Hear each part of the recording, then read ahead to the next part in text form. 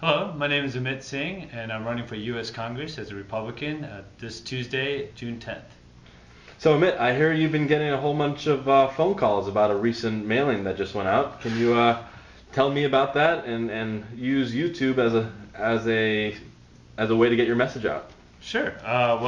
We have been getting a lot of calls, but when I started this campaign, 4 months ago, I really wanted it to be an issues-based campaign, and in the short amount of time that we've been on the campaign, we've definitely addressed the issues, both on our website and in person and in our mail. I know a lot of people have been getting our mail lately. You might have seen this one that was on the economy. We did one specifically just on illegal immigration. We did another one dealing with the energy crisis that we've been dealing with lately. And we also did one on national security. So we definitely have tried to address the issues, and we thought that was very important to do from the very beginning. And what has your opponent done at this last minute?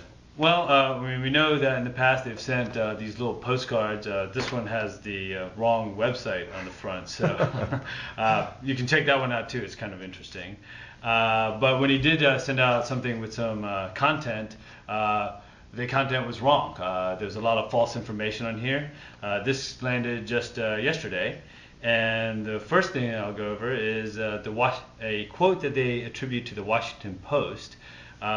We had never seen such a thing, and we contacted the Washington Post, and they were quite upset with the Ellmore campaign.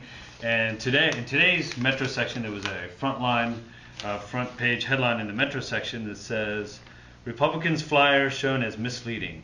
A House primary candidate's staff acknowledges that it falsely attributed material." Well, that's got to be good getting free press like that. So. Well, not the kind of press that I wanted for the Republican Party. But there was another quote in here as well. He said, Amit said he will not vote for John McCain in November. And he attributes that to an interview that I did with Mark Blacknell in March 26th. So again, that was something that we had never said, and we went back to Mr. Blacknell and asked him about it. He checked the audio archives, he checked the text archives, text transcript, and he issued a statement himself and said, "The Ellmore campaign mailer is, in a word, false." So the credibility of something like this, I think, is largely in question. He also goes on to say things like that I want an immediate withdrawal, which he knows time and time again I've said that is not the case.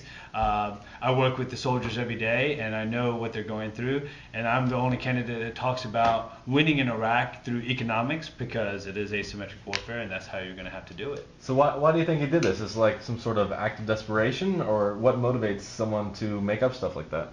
Well, he has been running 5 times as longer than we have, but we've raised more money than he has. Just this year alone, we've outraised him 5-1. I think he realizes that we've run a very strong campaign. We have the grassroots support. Almost everyone has gotten robocalls from us, has people come door to door to them. And I think it was kind of a last-ditch effort to discredit what a great campaign we've run. Hey, Amit, has the Ellmore camp reached out and apologized or officially retracted any of their well, we contacted them, and they have, even though they talked to the Washington Post and admitted that they put in the wrong information, they have not come back and apologized to us. I think they do owe us an apology, and they should retract false information to all the voters that they've sent out to. And how do you feel this reflects on the Republican Party as a whole? Well, obviously it reflects poorly. It's no one thinks that if you can put something that is either was false or was if it was a mistake. I mean, to have multiple mistakes in the same flyer is there's no way it can beat a candidate like Jim Moran by showing that kind of competence. But didn't you make a comparison piece? Let's see your comparison piece. So what's the difference? I admit we did make our own comparison piece. It's actually a comparison piece where we talk about ourselves as well, and everything that we put in here was correctly sourced. And we took a lot of time making sure that we did not missay or misprint anything. And the quote on the front, I have to admit, I did donate to Mark Ellmore's bank account somehow. I bought his book off of Amazon.com, and and the quote we used was, I've rented, bought, or stolen every thought or idea I have ever used.